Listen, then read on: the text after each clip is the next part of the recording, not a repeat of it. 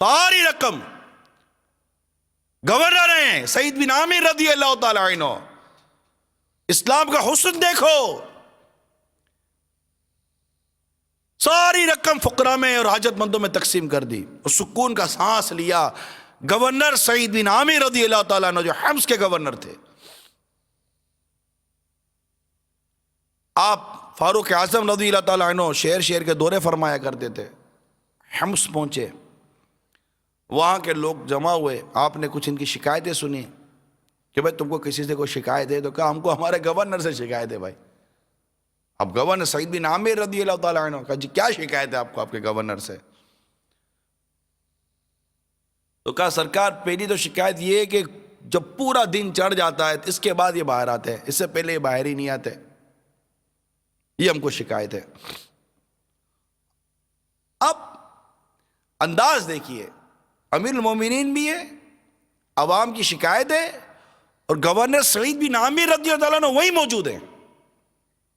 سنا جا رہا ہے، پوچھا جا رہا ہے، جواب لیا جا رہا ہے، اور ہینڈ ٹو ہینڈ جواب پہنچایا جا رہا ہے.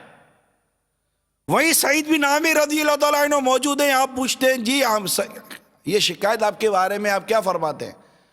عرض کی علی جا میں چاہتا نہیں تھا آپ لوگوں کو بتاؤں، مسئلہ یہ ہے کہ میرا کوئی نہ غلام ہے نہ میرا کوئی خادم ہے، زوجہ میری بیمار ہے. صبح اٹھتا ہوں، روٹی خود ہی بنانی پڑتی ہے، آٹا نکالتا ہوں، آٹا چھانٹتا ہوں، پھر وہ تیار ہوتا ہے، اس کے بعد روٹی بناتا ہوں، روٹی وغیرہ سب تیار ہو جاتی ہے، ناشتہ کرتے ہیں، اشراق چاش کا وقت ہو جاتا ہے، پھر اشراق چاش کی نماز پڑھتا ہوں، اس کے بعد باہر آتا ہوں. یہ ہے میری مجبوری. شکایت کرنے والے چپ. اچھا بھائی دوسری شکایت کیا ہے؟ دوسری شکایت یہ ہے کہ رات کو کسی سے ملاقات نہیں کرتے. رات کو کام بڑھ جائے ملتے نہیں کسی سے. فاروق اعظم رضی اللہ تعالیٰ عنہ نے پوچھا جی اب کیا جواب ہے آپ کے پاس؟ کالی جا جواب یہ ہے کہ سارے کے سارا دن میں نے اس عوامی خدمت کے لیے وقف کیا ہوا ہے، رات میں نے اپنے رب کی عبادت کے لیے وقف کی ہوئی ہے. اس کا کون کیا جواب دے گا؟ کیا جواب دے گا بھائی؟ اچھا بھائی تیسری شکایت بتائیے. تیسری شکایت کیا تھی کہ مہینے میں ایک دن ایسا آتا ہے کہ حضرت گھر سے باہر ہی نہیں نکلتے.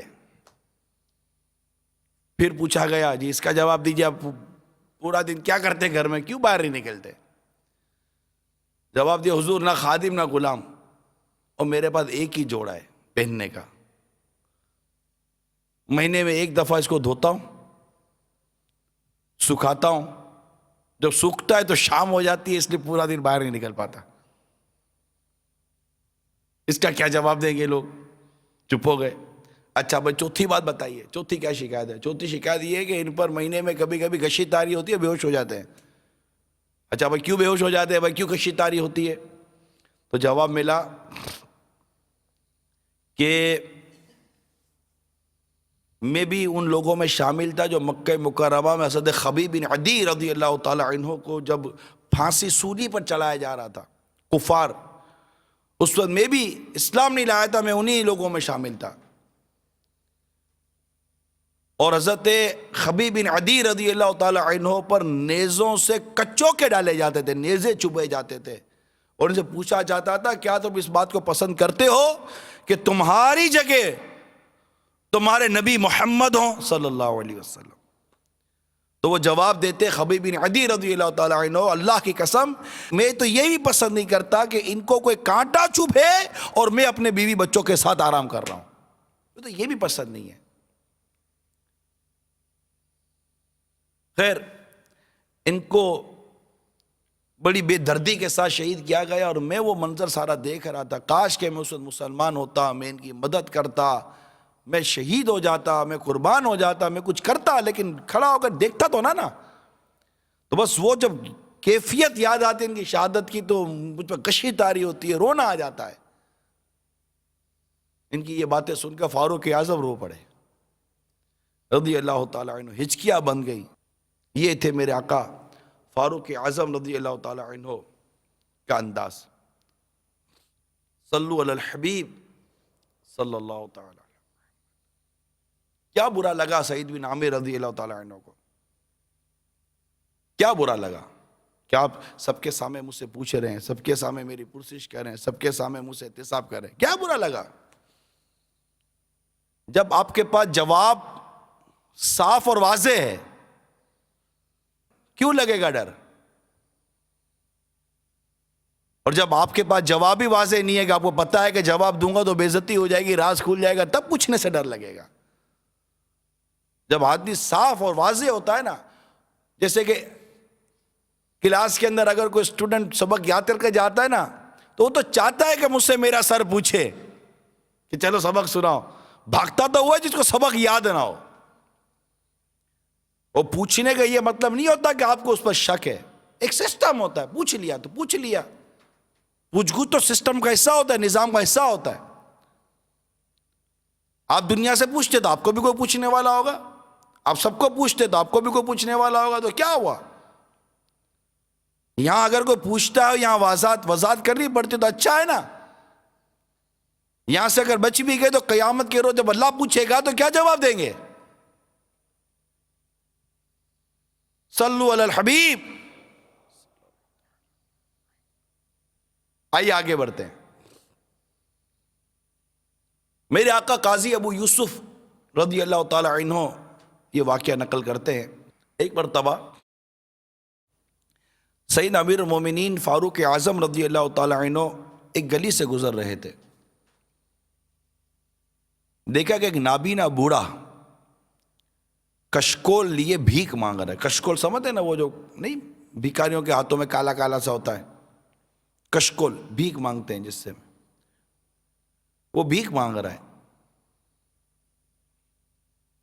شکل و صورت سے مسلمان کے بجائے وہ ذمی لگ رہا تھا۔ ذمی وہ کفار تھے جو مسلمانوں کی ریاست کو، حکمرانوں کو ذمہ دے دیتے تھے، جس کے بعد ان کی تحفظ اور ان کے کئی چیزیں مسلمان ریاست کے تحت آ جاتی تھی اور ان کے حقوق دیے جاتے تھے۔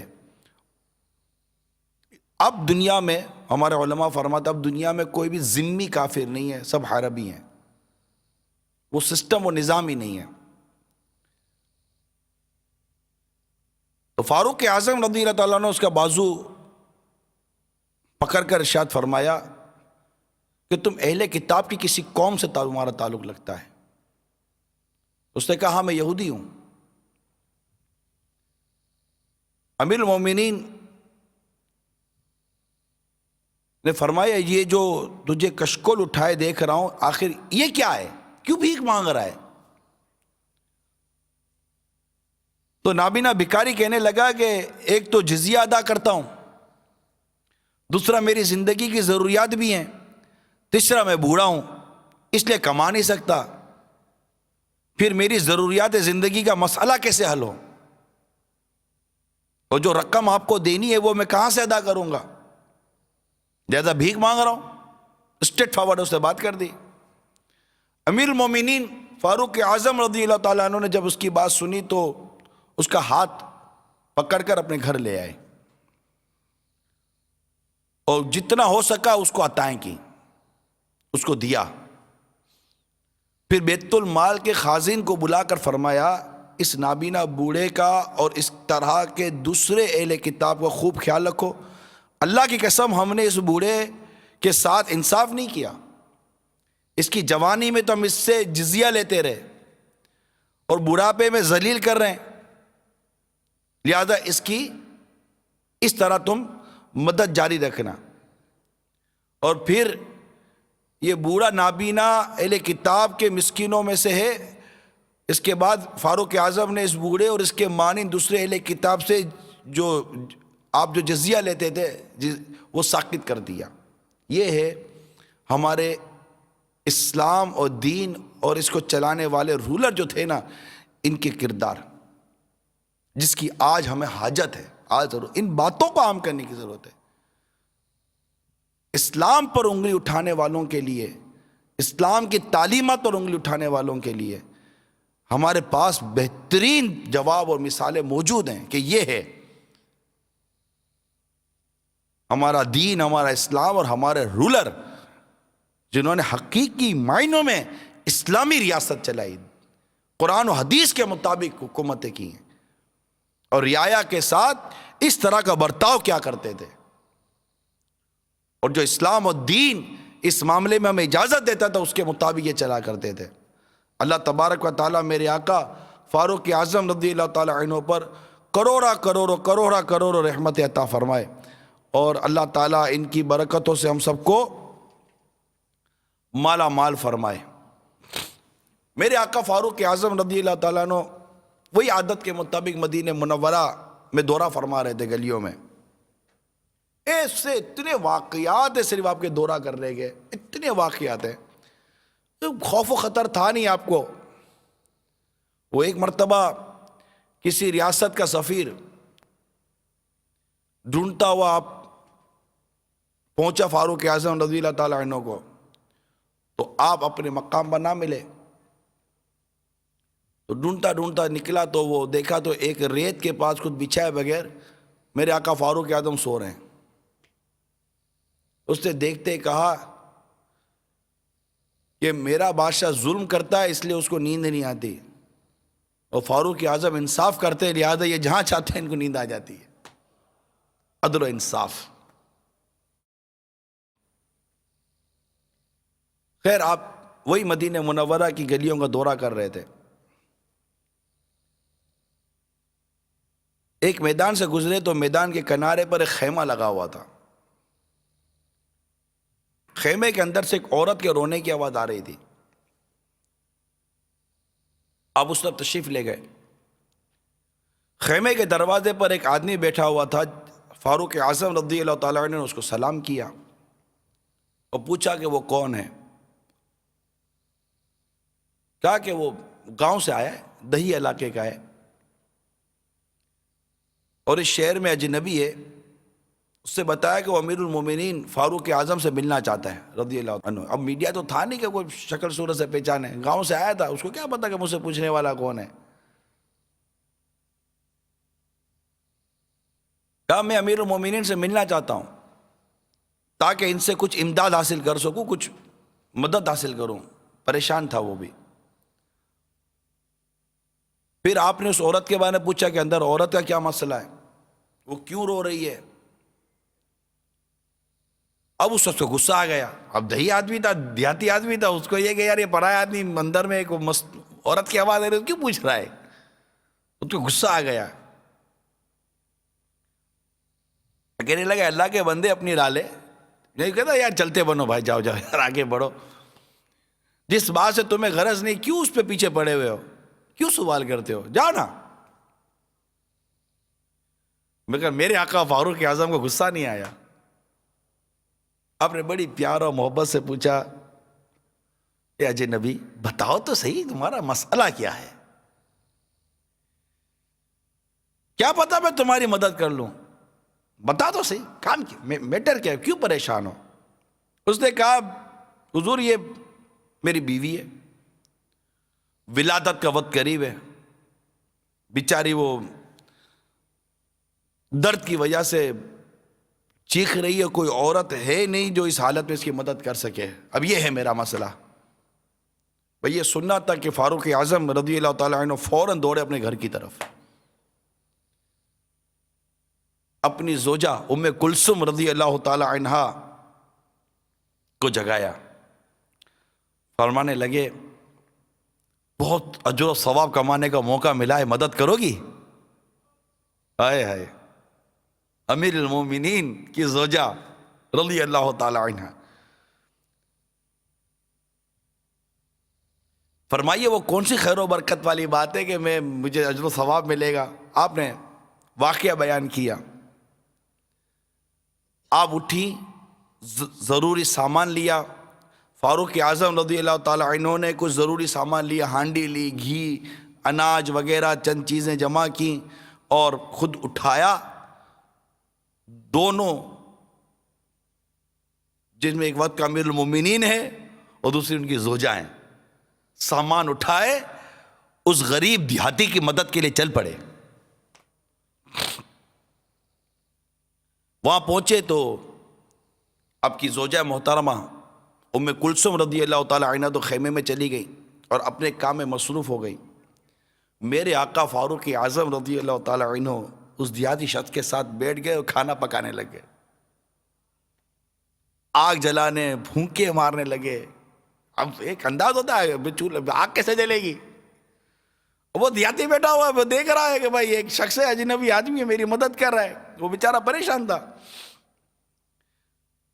اب وہ آگ جلانے میں لگے، فاروق اعظم رضی اللہ عنہ پھونکے مار رہے ہیں کہ آگ جلے۔ اب وہ آپ اس کام میں مصروف تھے کہ اندر سے آواز آئی، خیمے سے آواز آئی، امیر المومنین اپنے دوست کو خوشخبری دے دے کہ اللہ تعالیٰ نے اسے بیٹے سے نوازا ہے۔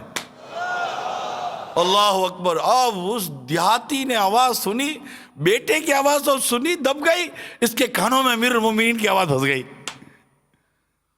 اور وہ حیرت کے پوچھنے لگا، امیر المومنین یہ آپ ہیں؟ یعنی میں جس سے ملنے کے لیے آیا ہوں، میں جس کی مدد لینے کے لیے آیا ہوں، میں جس کو ڈھونڈنے کے لیے آیا ہوں، وہ اپنے گھر سے سامان اٹھا کر میرے سامنے بیٹھا پھونکے مار مار کر میرے لیے چولہا جلا رہا ہے، اور میں اس کو کہا کہ جا اپنا راستہ لے، تو غصے میں نہیں آ رہے، بدتمیز آدمی، تمہیں کیا پتا تو کس سے بات کر رہا ہے، ایسا کچھ نہیں۔ اب اس کی جو کیفیت ہوگی ہر عقل مند آدمی سمجھ سکتا ہے، اس وقت اس کی کیفیت کیا ہوگی کہ میں وقت کے امیر المومنین کے ساتھ بیٹھا ہوا ہوں، اور وہ بیٹھے ہوئے پھونکے مار مار کر میرے لیے کھانے کا چولہا جلا رہے۔ خیر یہ خدمت انجام دی اور آپ چل دیے۔ یہ تھے میرے آقا فاروق اعظم رضی اللہ تعالی عنہ۔ اللہ تبارک و تعالیٰ کی ان پر کروڑوں رحمتیں ہوں، اور ان کے صدقے ہماری مغفرت ہو۔ صلو علی الحبیب صلی اللہ تعالی علی محمد، توبو الی اللہ، استغفر اللہ۔ صلو علی الحبیب صلی اللہ تعالی علی محمد۔ ہجرت کے 15ویں سال میرے آقا فاروق اعظم رضی اللہ تعالی عنہ نے اسلامی لشکر کے بڑے بڑوں کے ساتھ، جن میں حضرت عمر بن عاص، شرجیل بن حسنہ اور ابو عبیدہ بن جراح، انہیں سرزمین فلسطین کے حکمرانوں کی طرف روانہ کیا کہ وہ شہر کی کنجیاں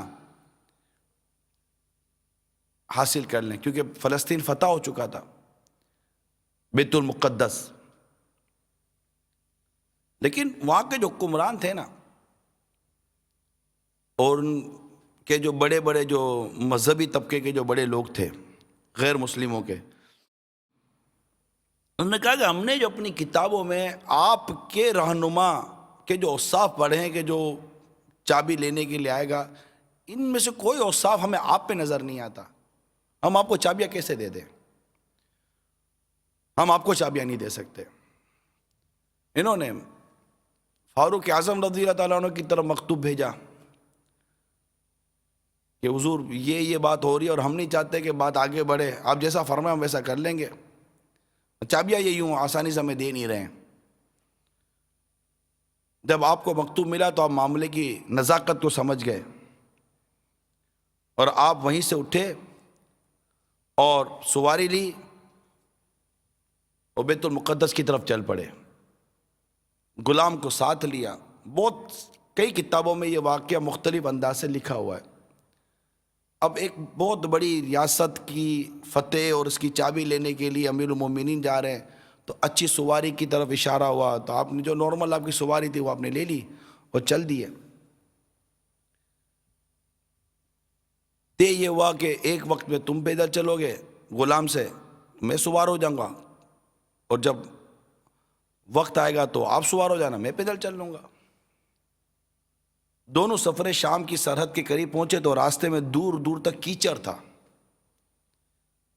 اور چارہ بھی نہ تھا کہ کیچڑ کو پیدل عبور کرتے۔ فاروق اعظم رضی اللہ تعالی عنہ آگے بڑھتے گئے تو ادھر حضرت ابو عبیدہ بن جراح رضی اللہ تعالی عنہ بھی اس کیچڑ نما سمندری راہ پر امیر المومنین کا استقبال کے لیے تشریف لے گئے۔ حضرت عمر رضی اللہ تعالیٰ عنہ اونٹنی پر سوار تھے۔ جب یہ کیچڑ نما سمندری راہ حائل ہوئی تو اونٹنی سے اترے اپنے جوتے نکال کر کندھے پر رکھے اور اونٹنی کی لگام اپنے ہاتھ میں تھامی، پھر اونٹنی کو پکڑتے ہوئے کیچڑ نما سمندر کا راستہ خود طے کرنے لگ گئے۔ ابو عبیدہ بن جراح رضی اللہ تعالیٰ عنہ یہ دیکھ کر عرض گزار ہوئے، علی جا کیا آپ یہ کام کر رہے ہیں؟ جوتے کندھے پر ہیں، آپ کے جو پاؤں کے جوتے تو آپ کندھے پر ہیں، اونٹنی کی سواری تھامے ہوئے ہیں، کیچڑ نما زمین پر چل رہے ہیں، مجھے اچھا نہیں لگ رہا ہے۔ بڑے بڑے لوگ آپ کا استقبال کرنے کے لیے آئیں اور یوں آپ تھوڑا سا ہوتا ہے نا، تھوڑا سا وہ ہو جائے، یوں ہو جائے، مگر میرے آقا فاروق اعظم رضی اللہ تعالیٰ عنہ نے جو جواب دیا نا، یہ جواب ہم سب کے لیے مدینہ مدینہ مدینہ مدینہ ہے۔ فرماتے ہیں اے ابو عبیدہ رضی اللہ تعالیٰ عنہ، اگر آپ کے علاوہ کسی اور نے ایسا کہا ہوتا تو میں اسے امت محمد صلی اللہ علیہ وسلم کے لیے نشان عبرت بنا دیتا، اگر آپ نے کہا ہے۔ اور آپ کو مطلب ابو عبیدہ بن جراح تو امین الامت ہیں رضی اللہ تعالیٰ عنہ۔ پھر فرماتے ہم ذلیل و خوار تھے، فرماتے فاروق اعظم رضی اللہ تعالیٰ عنہ ہم ذلیل و خوار لوگ تھے، تو اللہ تعالیٰ نے اسلام کے ذریعہ میں عزت و شان عطا فرمائی ہے۔ اب اگر ہم اسلام کو چھوڑ کر کسی اور ذریعے سے عزت و شان کی تلاش میں رہیں گے تو اللہ تعالیٰ ہمیں پھر سے ذلیل و خوار کر دے گا۔ شان، شوکت، عزت، ہر چیز اسلام میں ہے۔ ہم اسلام کو چھوڑ کر، اس کی تعلیمات کو چھوڑ کر، اس کی حسین تربیت کو چھوڑ کر ہم نے جو راستہ اختیار کیا، ہمیں عزت نہیں ملی، ہمیں ذلت ہی ملی ہے۔ ہم ذلیل و خوار ہو گئے۔ کل کا سیٹھ آج کا نوکر بنا ہوا ہے۔ کل جو لوگ آپ کے پاس نوکریاں کرتے تھے آج ان کے پاس آپ نوکریاں کرنے جاتے ہیں۔ کل جو قوم آپ کی غلامی کی، آپ کے تحت غلام تھے، آج آپ ان کی غلامی پر ناز کرتے چلے جاتے ہیں کہ آپ کو رقم بڑی اچھی مل جاتی ہے۔ کیوں؟ اس لیے کہ وہ قوم کل تک جو کھیلتی تھی شمشیروں کے ساتھ، وہ قوم کل تک جو کھیلتی تھی شمشیروں کے ساتھ، سنیما دیکھتی ہے آج وہ ہمشیروں کے ساتھ۔ جب ماں بہنوں کے ساتھ بیٹھ کر تم فلمیں دیکھو گے، آدھے ننگے مناظر دیکھو گے، گندی گندی تصویریں دیکھو گے، آج تم شرابوں کی طرف جاؤ گے، تم جوؤں کی طرف بڑھو گے، جب تمہاری مسجدیں ویران ہو جائیں گی اور گناہوں کے اڈے آباد ہو جائیں گے، پھر تم کون سی عزت کی تلاش میں نکلے ہو؟ یا عاشقان رسول، اگر عزت آج بھی تم عزت چاہتے ہو، آج بھی اگر عزت چاہتے ہو تو اسلام اور دین کی تعلیمات کو اوڑھ لو، اللہ تعالیٰ تمہیں پھر سے وہی عزت عطا فرما دے گا۔ اپنے کرم سے، اپنے فضل سے ذرا اپنے کردار کو، اپنے لباس کو، اپنے چہرے کو، اپنے اٹھنے بیٹھنے کے انداز کو دیکھو۔ ارے جس قوم کے شب و روز موسیقی میں گزرتے ہوں، بے پردگی اور بدنگاہیوں میں گزرتے ہوں، گانے باجے فلمیں ڈراموں میں گزرتے ہوں، ماں باپ کی نافرمانی میں گزرتے ہوں، داڑھی منڈاتے ہوئے گزرتے ہوں، نماز قضا کرتے ہوئے گزرتے ہو، اذان ہو رہی ہو اور جس مسلمان کے کان پر جو تک نہ پڑے اور اس کے کان کھڑے نہ ہو کہ مؤذن پکارتا ہے حی علی الصلاۃ حی علی الفلاح، پکارتا رہے، اور اس مسلمان کو نماز پڑھنے کی توفیق نہیں، جو مسلمان قوم سود پر جائے اور گویا کہ اللہ سے اعلان جنگ کرنے والی بن جائے، جو قوم رشوت میں پڑ جائے، بددیانتی میں پڑ جائے، خیانت میں پڑ جائے، غیبت، چغلی، توبت اور بدنگاہی میں پڑ جائے، بدگمانیوں میں پڑ جائے، ایک دوسرے کی قتل و غارت گری میں پڑ جائے، ارے اب اس کے ذلت و خواری میں کیا کمی رہ گئی؟ کیا کمی رہ گئی؟ اپنے ہی ہاتھوں سے پتھر اٹھا کر اپنے ہی لوگوں کو مارنے والی قوم کیسے ترقی کرے گی؟ اپنی املاک و جائیداد کو جلانے والی قوم کیسے ترقی کرے گی؟ ترقیاں یوں نہیں ہوا کرتی۔ اگر ترقی چاہتے ہو سب سے پہلے اپنا سر اپنے رب کے حضور جھکا دو، سجدہ کرو، اپنے رب کے حضور آؤ، اپنی عورتوں کو پردہ کراؤ، بے پردگی سے بچو، موسیقی اور گانے بازوں سے بچو، سود کی لعنت کو اپنے وجود سے اور اپنے معاشرے سے ختم کرو کہ یہ اللہ اور اس کے رسول سے اعلان جنگ ہے، اور جو قوم اللہ اور اس کے رسول سے اعلان جنگ کرے وہ کبھی جیت نہیں سکتی۔ تباہی و بربادی کو تو اس سود کی لعنت نے خود ہی دعوت دے دی۔ جو صبح سے ہی رشوت کی نیت لے کر چلا کہ آج اتنے ہزار روپے رشوت کما کر آنے ہیں، وہ کب ترقی کرے گا؟ مریض آ جائے ڈاکٹر کو رحم نہیں آتا، کوئی مقدمہ آ جائے تو وکیل کو ترس نہیں آتا۔ آپ کی قوم، آپ کی نوجوان نسل نشے اور منشیات کی عادی بن رہی ہے۔ لوگ کچی شرابیں پی کر مر رہے ہیں۔ پتہ ہے جن کو پتہ ہے کہ یا کچی شرابیں بک رہی ہیں، یا جوئے کے اڈے چل رہے ہیں، یا کرائم ہو رہا ہے، اور کرائم ختم کرنے کی جن کو اتھارٹی ہے وہ چپ بیٹھے ہوئے ہیں۔ کیسے ترقی ہوگی؟ آپ بولو گے کہ پھر کیا کریں؟ آؤ نا مسجد آباد کریں، آؤ نا رب کے حضور سجدہ کریں، استغفار کریں، توبہ کریں، معافی مانگیں۔ وہ کون ہے جو تمہارے حالات بدل سکتا ہے؟ بولو اللہ۔ وہ کون ہے جو ہمارے حالات بدلے گا؟ اللہ۔ وہ کون ہے جو ہم پر رحمت برسائے گا؟ اللہ۔ وہ کون ہے جو ہمیں عزت اور وقار عطا کرے گا؟ اللہ۔ وہ کون ہے جو ہمیں راحت، سکون، آرام، امن عطا کرے گا؟ اللہ اللہ اللہ۔ اور اس رب پہ کریم کو، اس رب العالمین کو ناراض کرنے میں ہم نے کیا کبھی چھوڑی ہے؟ عزت اسلام و دین میں ہے، یہ یاد رکھیے گا۔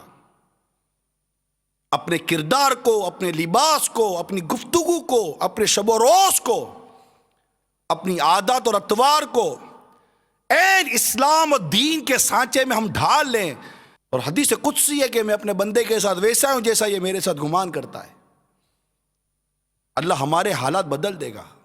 ورنہ یاد رکھو، جو قوم اپنی حالت نہیں بدلتی اس کی حالت نہیں بدلی جاتی، پہلی بات۔ دوسری بات، جو قوم اپنی کوتاہی سے نعمت کی ناقدری کرتی ہے اسے نعمت چھین لی جاتی ہے۔ تیسری بات، خود کا دارا علاج نیست، اپنے ہاتھوں کے کیے کا کوئی علاج نہیں ہے۔ دیوار پر سر مارو اور بولو درد نہ ہو، کیچڑ میں لوٹ پٹو بولو کپڑے خراب نہ ہو، پانی میں غوطے لگاؤ بولو بال گیلے نہ ہو، بے وقوفوں والی بات ہے یہ۔ عقل کے ناخن لیں ہم۔ سب سے پہلے نماز پڑھیں، درست نماز پڑھیں۔ محرم الحرام یہ وہ مہینہ ہے کہ کربلا کے میدان میں 3 دن کی بھوک اور پیاس کے باوجود بھی وہاں بھی جماعت کے ساتھ امام حسین نماز پڑھا رہے ہیں رضی اللہ تعالیٰ عنہ، جماعت ہو رہی ہے۔ اور جس روز 10 محرم الحرام کو شہادت کا وقت ہے، اس میں فجر کی نماز آپ اور آپ کے رفقا نے با جماعت ادا کی۔ میدان کربلا میں نماز ادا کر کے بتا رہے ہیں حالات جیسے بھی ہوں نماز نہیں چھوڑنی، عبادت اس وقت بھی نہ چھوڑی، اور شہادت کا جام پی لیا۔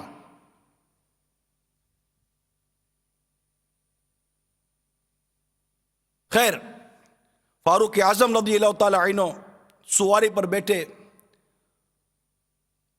تھوڑی دور گئے تو آپ کی باری ختم ہوئی اور غلام کی باری آ گئی۔ اب آپ نے غلام کو کہا کہ اب تم بیٹھو، میں اونٹ چلاؤں گا۔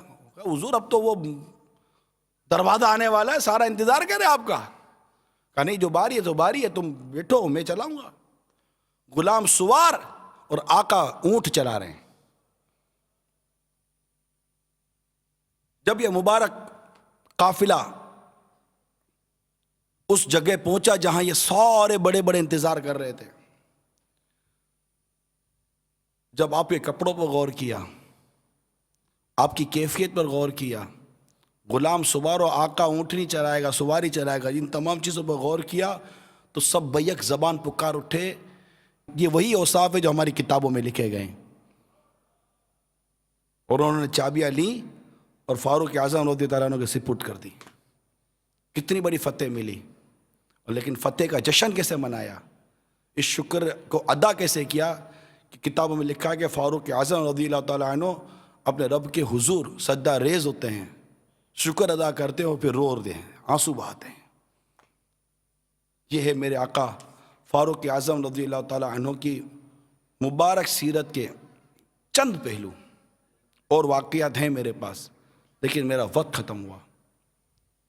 اللہ تعالیٰ ہم سب کو عبادت کی، ریاضت کی توفیق عطا فرمائے، ہمیں مسجد آباد کرنے کی توفیق عطا فرمائے۔ آپ شہادت کے وقت بھی زخموں سے چور چور ہیں، دودھ پلایا زخموں سے نکل گیا، اور مشروب پلایا زخموں سے نکل گیا۔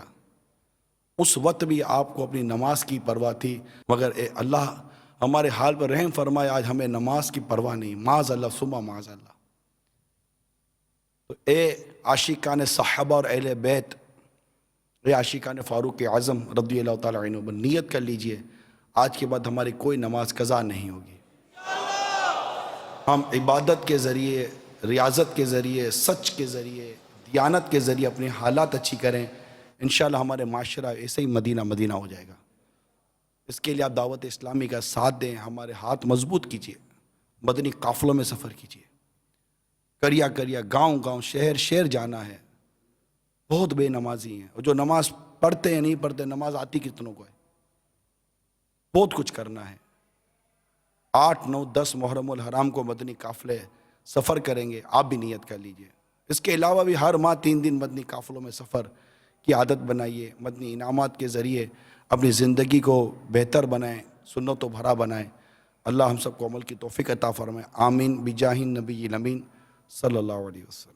میں مبلغ بنوں سنتوں کا، خوب چرچا کروں سنتوں کا، ہو کرم بہر خاک مدینہ